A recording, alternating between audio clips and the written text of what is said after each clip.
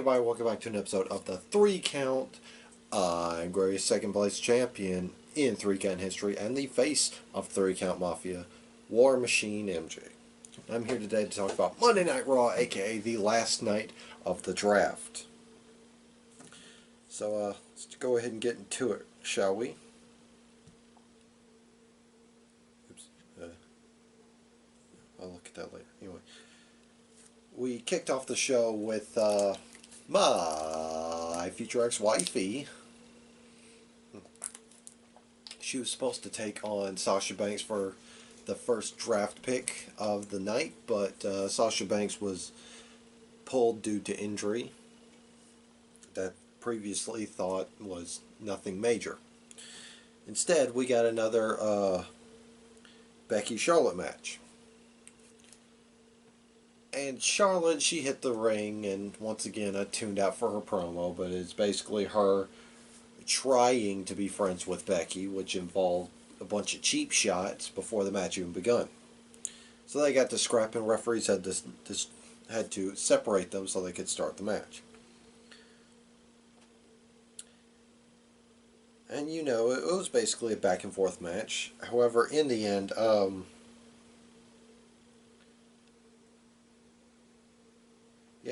Becky won with a crucifix roll-up.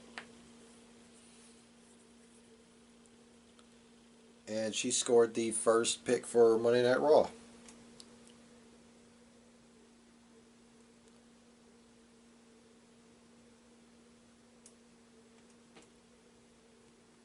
And if it will... Okay, there it is. There it is. Now let's SmackDown. Really didn't even pull up Raw's draft picks? Okay, there it is, there it is.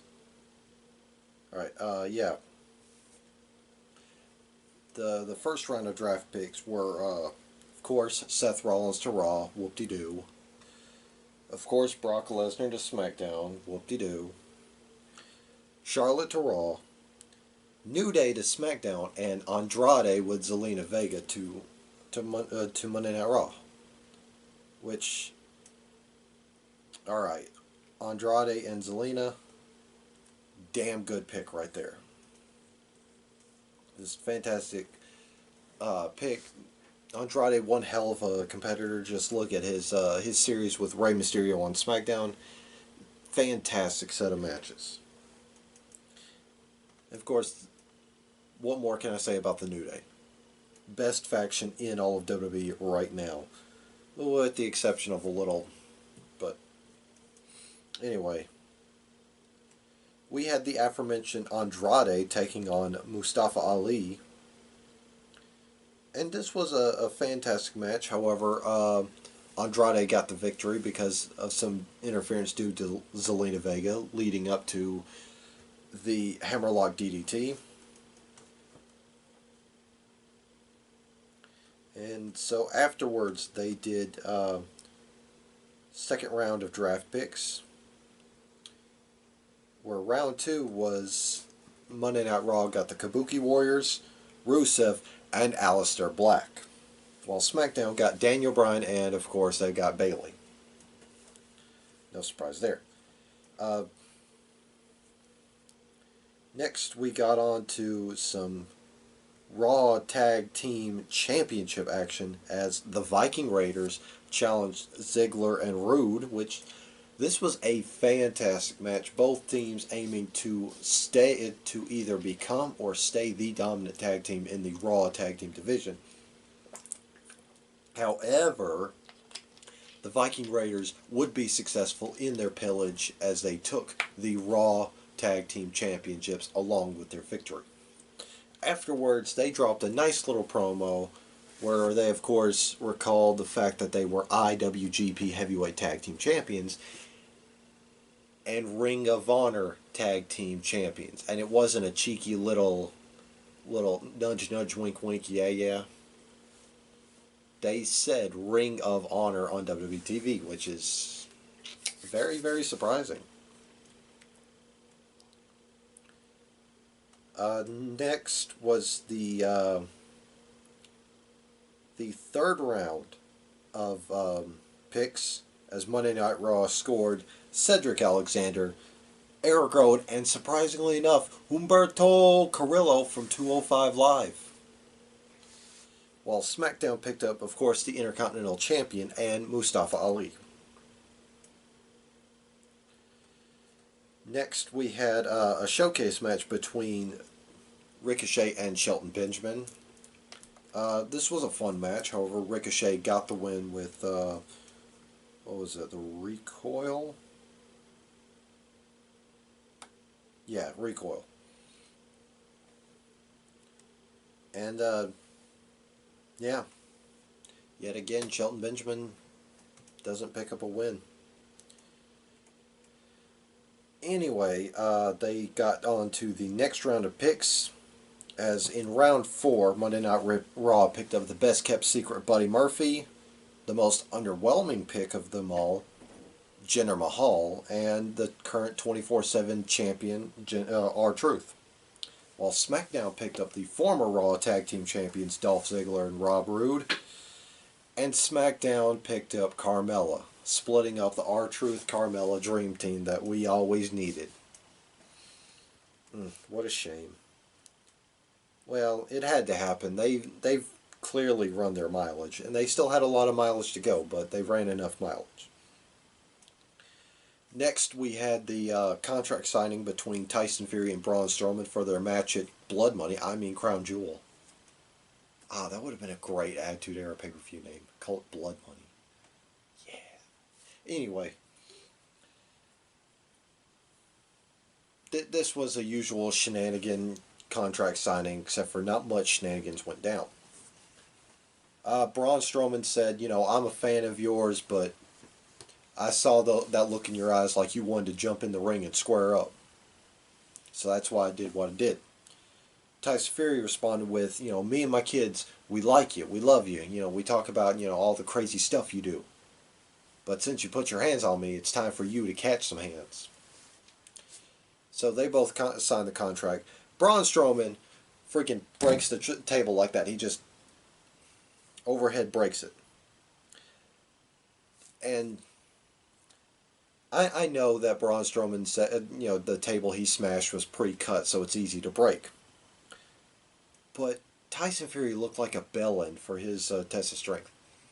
As he picked up a pin, he showed it to the crowd. Tried to break it, didn't break. Tried to break it, didn't break. Tried to break it again, it finally broke. He just looked like an utter idiot. Like, you could have picked something else to test your strength on. Maybe you just could have gotten a quick swipe at Braun Strowman. I don't know. But a pin? Come on. Next, we had another showcase as Raw's Buddy Murphy took on Raw's Cedric Alexander. My bad. Yeah, okay, they're both on Raw. They put on another top-level, expectedly top-level match.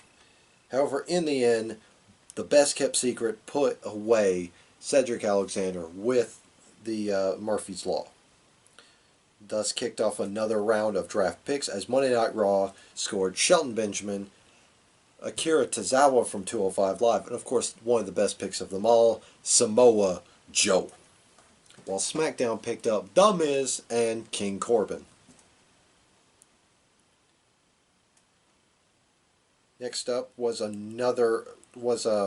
women's tag team action as the Kabuki Warriors took on Natalya and a partner of her choice, which they finally revealed to Lacey Evans. I kind of like this pick. It was a nice surprise pick. It wasn't, a run-of-the-mill pick. It was a bit on the confusing side because these two have just beat the tar out of each other last week, and now they're on the same page this week. But yeah, more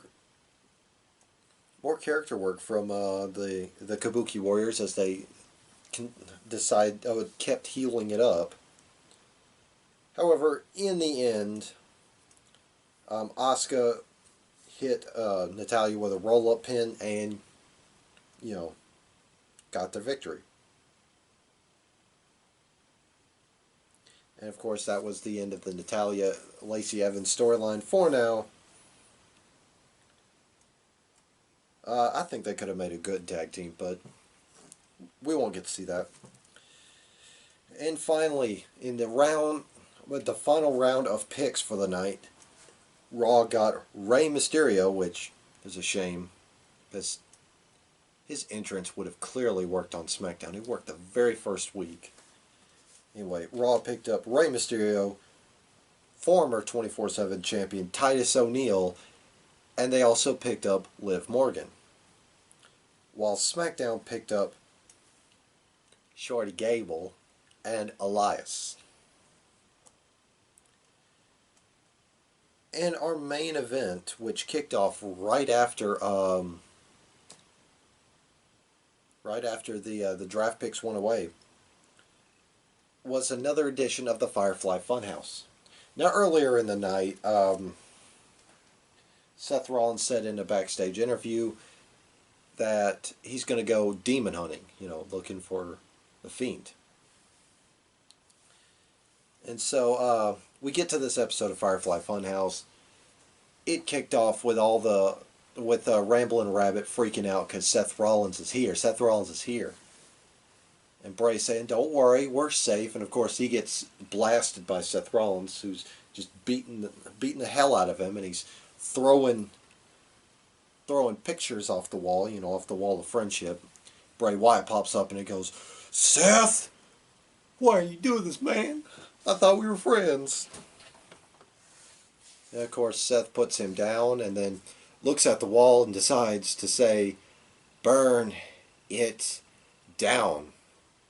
Why? Why does he need to say it? Just do it. Don't say it, stupid. And so he burns down the Firefly Funhouse, which is neat, but there's only so many times when you can burn Bray Wyatt's house before it stops being original. It caps off at one, and I'm pretty sure Randy Orton is flattered for imitating him. Anyway, yeah, we're getting The Fiend versus Seth Rollins at Clown Jewel. There we go. At Clown Jewel. Awesome. So yeah, once again, Seth Rollins is going to pull double duty as he's also in the Team Hogan, Team Flair storyline, which they added more players to that tag team to that match. Yeah. Shoot. Team Flair picked up 2 people, while Team Hogan only picked up 1. I can't remember the other member, but yeah. Right now, Team Flair consists of course, Randy Orton, team captain, King Corbin, somebody else, and Booty Lashley. While Team Hogan is of course, Seth Rollins, Rusev, and now Ricochet. Let's see, there was also a Booty Lashley segment where he gives Lana, who was at the spa, and it was implied that she's wearing nothing but underneath a towel, gives her a massage. So once again, the big bad Bulgarian is getting cucked in this storyline. Or maybe he gets off on watching somebody else rail his wife. I don't know. Anywho, we're far from done on the drafts, as throughout the night they hyped up a special trade announcement on WWE Backstage on FS1, which is their Tuesday night talk show, with Renee Young and Booker T. And Triple H confirmed that Alexa Bliss and Nikki Cross are going to SmackDown in exchange for future draft picks for Monday Night Raw. I'm on board with this draft being a yearly kind of thing. If it's like the NFL draft, they completely, shake it up. Add some NXT and 205 to this, or some UK. But yeah, then on WWE's Facebook show, I think that's what platform it's on anyway. on the bump, they announced some free agents will be going to Monday Night Raw and SmackDown. Not all of them, but some. Monday Night Raw, of course, picked up No Way Jose, Mojo Rawley, Hawkins and Ryder, the Iconics, and Sarah Logan. So, 4 jobbers and 3 fantastic women's wrestlers. Okay. Monday Night Raw also picked up AOP. So they'll be making their way to TV, back to TV sometime soon. While SmackDown picked up Dana Brooke, Sonya Deville, and Mandy Rose. I'm still not saying that team name. Cesaro, Luke Harper, and curious enough, former 205 Live general manager Drake Maverick. Oddly enough, they picked up Drake Maverick, which I'm on board with it. He's a character. His time as Rockstar Spud was enjoyable, so there's that. Anyway, with that being said, that is all. That is all the proceedings that went down on Monday Night Raw, the final night of the draft, and yeah, we're about a couple weeks away from Crown Jewel. I'm sorry, Clown Jewel. I'm going to start calling it Clown Jewel now. Whoopee. Yeah, they're already teasing. Hogan